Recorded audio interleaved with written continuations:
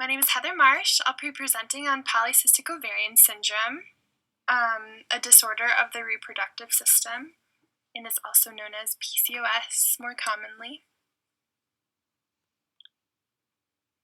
Symptoms of PCOS include irregular periods, which are characterized by infrequent or prolonged menstrual periods. It's the most common sign of PCOS. For example, you might have fewer than 9 periods a year or more than 35 days between periods that are abnormally heavy. Excess androgen is also a symptom of PCOS. Elevated levels of this male hormone may result in physical signs such as excess facial hair and body hair, and occasionally severe acne and male pattern baldness. So, also a symptom is polycystic ovaries. Many cysts on the ovaries. Ovaries may be enlarged and contain follicles that surround the eggs. As a result, they may fail to function regularly. So this is just a little picture of what a healthy ovary would look like and what an ovary might look like with many cysts, polycystic ovary. So the causes of PCOS are unknown definitively, but they are associated with the following conditions, which are excess insulin.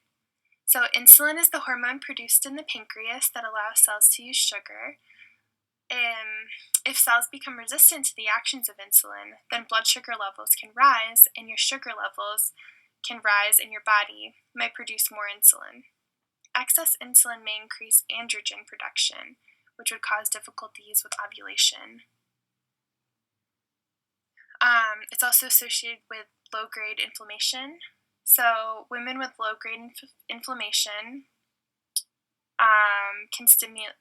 this inflammation can stimulate polycystic ovaries to produce androgens, which can lead to heart and blood vessel problems. PCOS is also associated with genetics. There has been genes linked to PCOS. And also, excess androgen is a cause as well as a symptom. When ovaries produce abnormal levels of androgen, these problems associated with PCOS can occur. So some complications that can happen because of PCOS are infertility. Many people don't know that they have it until they try to conceive and they're having difficulties. It's the most common cause of infertility in the US. Complications can also include gestational diabetes or pregnancy-induced hypertension, liver inflammation, type 2 diabetes, sleep apnea, depression, anxiety, eating disorders, abnormal uterine bleeding, and cancer of the uterine lining. There's no definitive diagnosis for PCOS. Pelvic exams can be used to look for masses or abnormalities of the reproductive system, enlarged ovaries, and also blood tests can be used to measure hormone levels, and excessive androgen in a woman's blood would be one of the main signs.